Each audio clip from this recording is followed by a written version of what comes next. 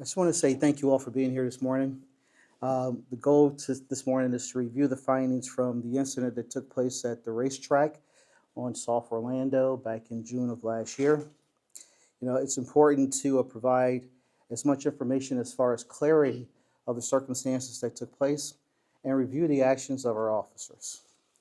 So on June 1st of last year at the racetrack at 3760 Orlando Drive, 5:08 in the morning, our officers responded to a disturbance call. It was a 911 call regarding an employee who was locked in a bathroom with a homeless male. Officers arrived on scene during the call. Officers entered the bathroom of the gas station, took the individual into custody. The victim sustained severe lacerations to her neck and her mouth. On March 2nd of this year, a video was circulated on YouTube with clips from the body cam of this incident. The body cam was released via a public records request. There were 18 videos, approximately 7 hours and 23 minutes. There were some concerning issues with regards to the response to the two officers, or the two primary officers who responded to this incident. So what we're going to show you is just a portion of this video. And it's probably the biggest part of the video, where you will see that there is a floating, looks like a wolf head or wolf design that's in the background of this video. What that will give you is a good idea that this video was doctored and that the 911 call that was received through dispatch was not relayed to the officers. And what many people have a misconception of is that when someone calls 911 or you call the non-emergency number, you're automatically going to hear everything that the dispatcher and or the call taker is going to get. That's not what happened. So we'll go ahead and play the video. Again, if you look at the video, you'll see a little wolf thing right there, and then you'll see like a wolf design in the back. That was transposed by the individual who posted the video. 911. My coworker, my shift manager, has been locked in the men's bathroom with another man who's not letting her out. Okay, hold on. You said your coworker's locked in the bathroom? Did he put his hands on her? Hello? He's got a knife.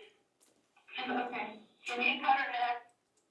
So what many people on our social media have posted was that the officer actually heard those cries and screams. So what I want to do is give you the general procedures of what takes place. There are two different forms of communications that happens upstairs in the communication center. The first is what's called a call taker. So if you call 911 or if you call the non-emergency number, what ends up happening is someone is going to take that call and they're going to listen to what you have to say. The next thing happens is that information is given to a dispatcher. The dispatcher is the one who actually, you will hear in the next video, who is giving the information to the officer who is going to the scene. That same information is given to all of the officers, which is completely different than the overlay that took place. The officers did not hear the screams and shouts that you just heard that was overlaid on that video. So this is the actual video and dispatch that went to all of the officers within the city that morning.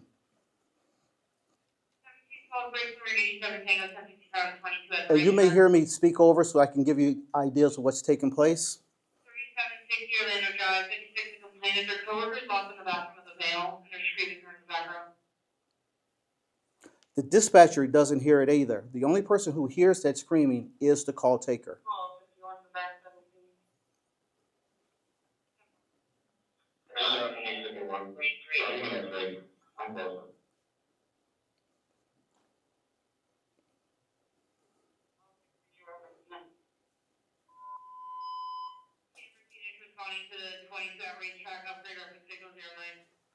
So essentially, it started out as a disturbance, and now they've upgraded this to a call where the individual has a knife. This is the actual body cam, the actual information that the officers are hearing.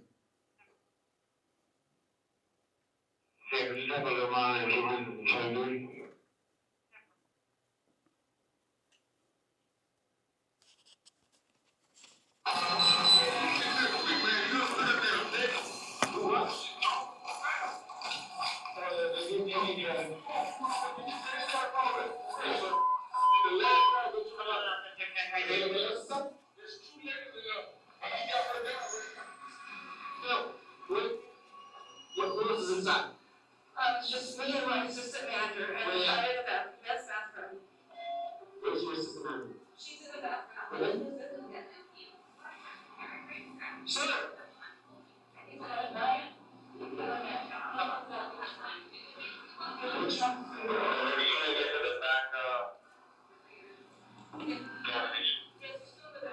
Which room? I'm inside the store. Apparently the subject is inside with your assistant manager.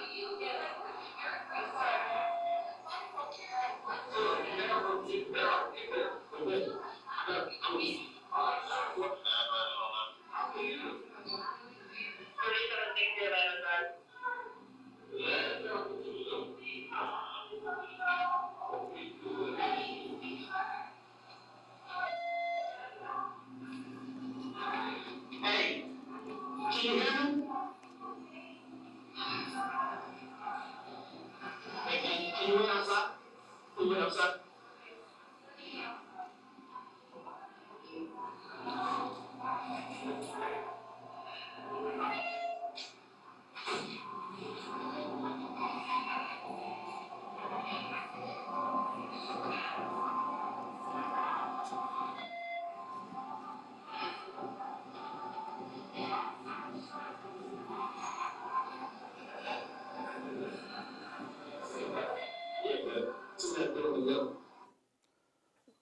So as the officer enters, and here's where some of the deficiencies come in.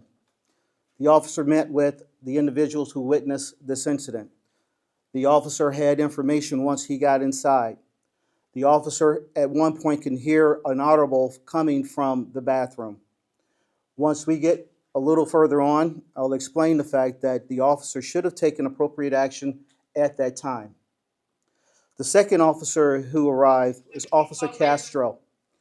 His video is coming up next. This is Officer Castro's actual body cam. Again, his encounter with the individuals outside leads him to have some information, but not clearly the information needed.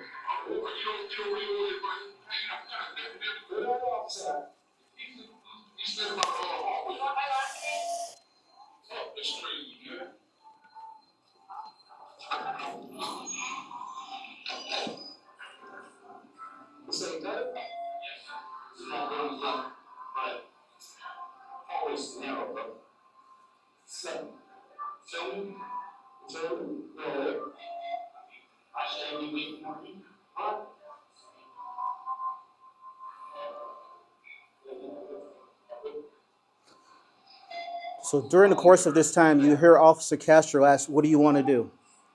Officer Delorbe says, "We're going to wait."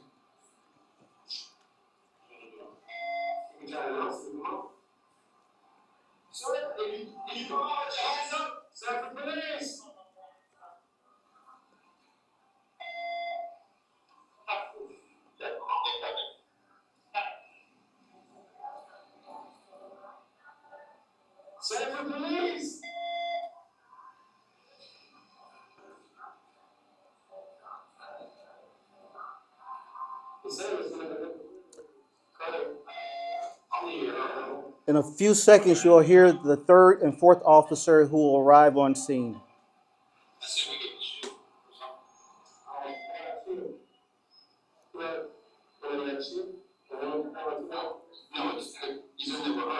Officer Delorbe is now speaking with Officer Morales.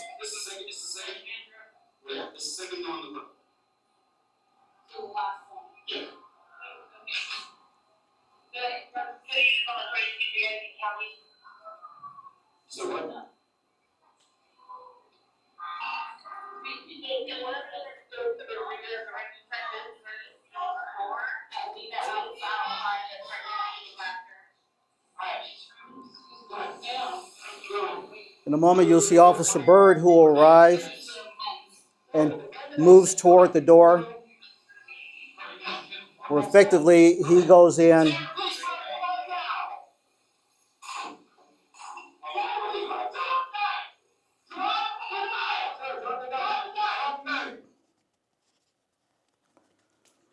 So during the course of this, the first two officers essentially had every responsibility to go in based on our policies and procedures. The next two officers who arrived effectively followed the department procedures and moved forward. So on March 3rd, the officers who arrived was Officers Morales and Byrd. They heard the victim call for help. Then Officer Byrd, as I said before, immediately moved toward the door and effectively subdued the individual. On March 3rd, the information came to my office about the circumstances of this case. Officer Delorbe and Officer Castro were placed on administrative leave immediately and was taken out of service on March 10th. Additionally, the supervisors in that chain of command were also fully involved in this internal affairs investigation. The findings of the case. The first officer who arrived was Dominic Delorbe. He was the first officer there. He was dispatched at 5:09 and arrived at 5:10. The second officer, my notes are all out of order.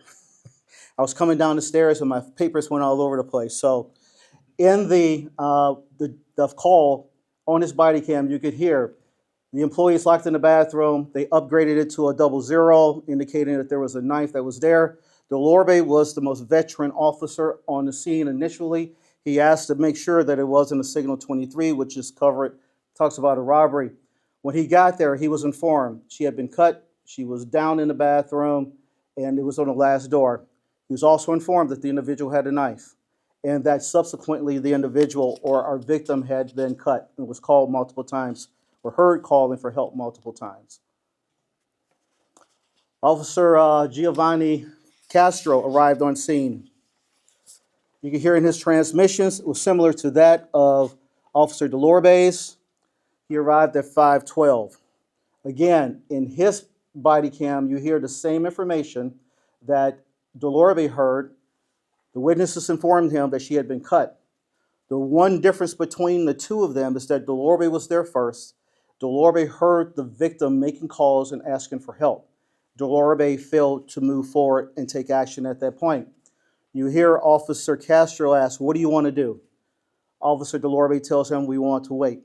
Again, I wanted to preface is that Delorbe was the most senior officer on the scene at that time. One of the important parts about our response to resistance, SOP, is that the agency's policy during an active assailant threat where continuous violence or death is responsible, essentially is this. The officers had a responsibility and a duty to act. They had a responsibility and duty to act if there was one officer or two officers. He knew that someone had already informed him that a situation had taken place, and it was clearly his responsibility, the first officer, to take action. The second officer that got there, again, following directions of the most senior person there, he should have taken action, but made the decision, hey, can we get a shield? Should we wait for additional officers? What are the circumstances that are there? Clearly, the first officer failed to provide the additional information needed for the second officer to move forward. So the findings in this case, Officer Delorbe was sustained. He was sustained for failure to respond alone and engage the active assailant and neutralize the threat where anyone is engaged in an active or ongoing act of violence toward another, and there is risk of serious bodily harm or death. During the course of my termination of Officer Delorbe for his failure to act, he presented a letter of resignation, which I accepted. Officer Castro, being a probationary officer, new junior officer that was there, following the directions of his senior officer, was suspended for 5 days without pay, an extension of his probationary period, and retraining on the active assailant process. And one of the things that I do want to make very clear is In June of last year and again June of this year, our active assailant training has been redone. Every officer has gone through the active assailant training, and they will go through a second phase of that training next month in June. Additional findings. The supervisors who failed to follow rules and regulations 300-6 for properly notifying the chain of command was sustained. There was a sergeant, a lieutenant, and a captain in those orders, and each of them received a letter of counseling. Additionally, in one of the other body cams, and as we indicated before, there were 18 body cams in 7 hours and 23 minutes of actual films. We saw that one of our other officers made a derogative, off-colored comment about the mental health of the suspect. That officer resigned during the reception or inception of this investigation. 2 of the officers are no longer employed with the city of Sanford. And so we do recognize that this is a tragic situation, and we as a department want to be transparent and acknowledge that there is some concerns. We believe that we have taken the appropriate actions to deal with those circumstances. We appreciate the patience given by our community as we work through this investigation and as its conclusion. We will continue to expect our officers to fulfill their duties with integrity, dedication, and adhere to department policies and procedures. And with that, I'll take whatever questions you may have. How long had Officer Delorbe been serving here in the city of Sanford, sir? Officer Delorbe started in July of 22. And he was the most veteran, you said? Yes. So you're saying you had not seen this body camera video yourself until early March when that blogger got hold? Was that the first time you saw it? That was correct. And to community members say, look, this was a serious incident, a young woman being held. There's that lapse there. I mean, shouldn't you have been informed about this incident sooner, Chief? Absolutely. And as you can see, when I talked about the reporting section, is that it went from the sergeant, lieutenant, and the captain. The failure is that they believed that information had been sent up. The information had never reached my office to that point. And the other part that I want to make sure is clear is that a lot of people have this misconception that everything that happens in the community, the police chief knows. Last year alone, we handled more than 112,000 calls for service. There is no way in the world that I, as a police chief, or any other police chief, is going to know every case or every call that happens. But something of this severity should have come to my attention. It did not come to my attention, and therefore, when it did come to my attention, we took the appropriate actions at that time. And just speak to his officer, I believe it was Officer Berg, the one who finally went in there. So what do you want to say about his actions then? I mean, this woman was cut, missing tooth, he saved the day, that officer. Yes, and actually, Officer Bird was recognized for his endeavors, for going in and taking the initiative to ensure that this young lady was safe. Yes, ma'am. Chief, there are people who watched this video and lost trust, who think the next time I call Sanford Police, are they going to hesitate? What do you say to them? I will assure you that there will be no more hesitations with that. I believe one of the things that has come out of this is that it has allowed us to take a look at ourselves and take a look internally. One of the things that we have done internally as well is made sure that our supervisors are reviewing the body cams more often, more accurately, and more in detail. And when situations rise to such a level, that information is going to be brought up to my attention or the attentions of internal affairs or our office. We have, and many of you who know me well enough, I've been here for 12 years, started my 13th year on April 1st. One of the things that has been very important for me is to build the trust, to build the relationship.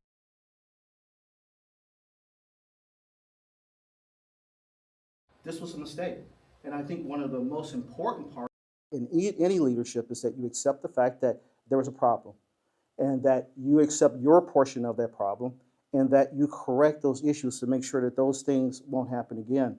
And we have done that. We've seen that there was a concern. We've seen that there was an issue. And we've effectively put things into place to make sure that those issues don't happen again. Chief, question over here.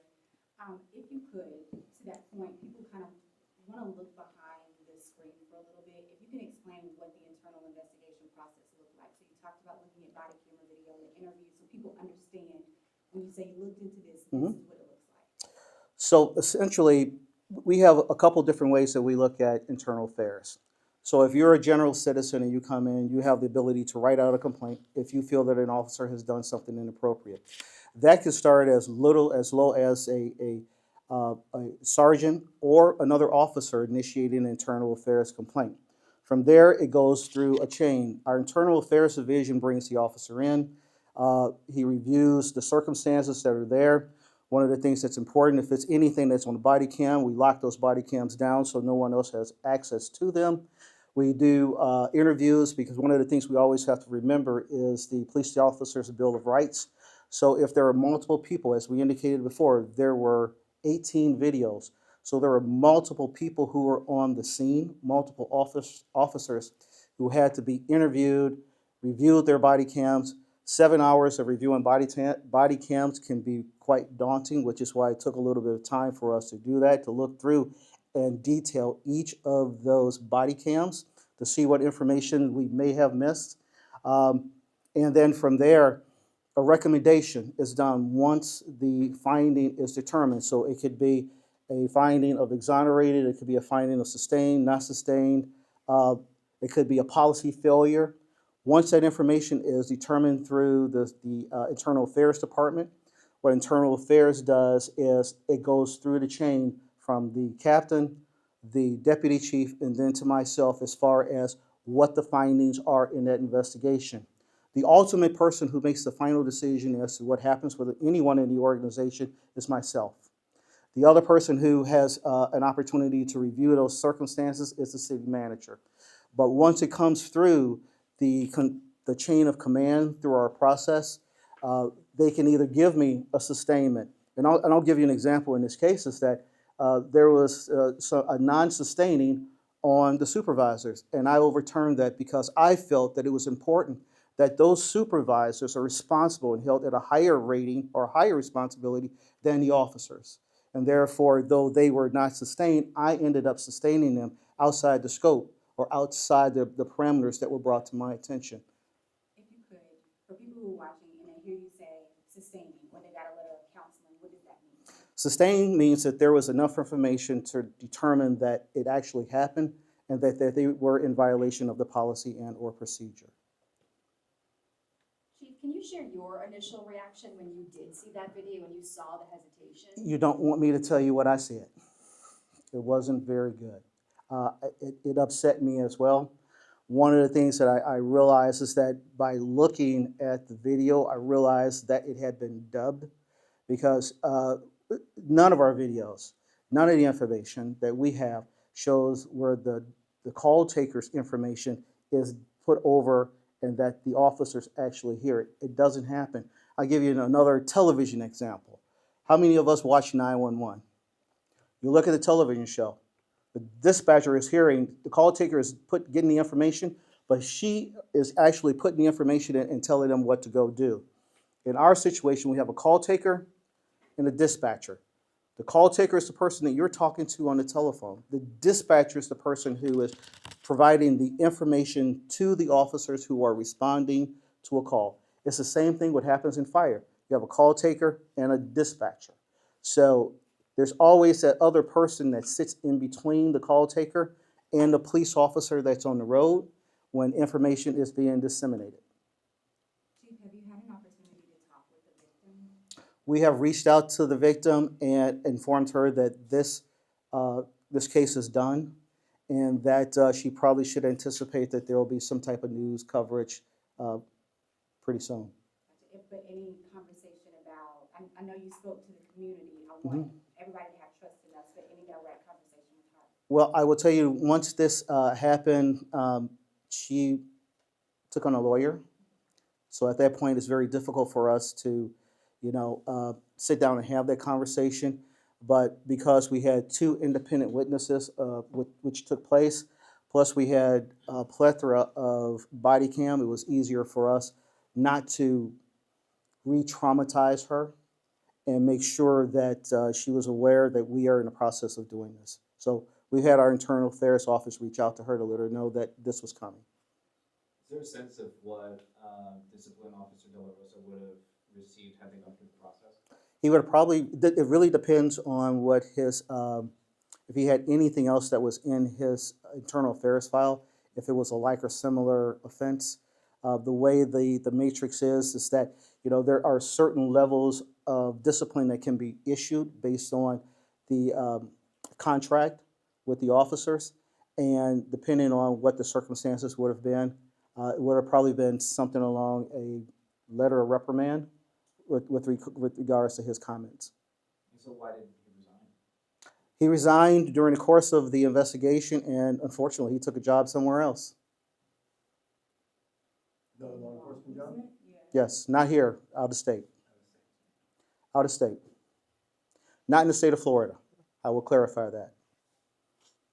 During your investigation, can you explain how the blogger or vlogger knew to request that specific video?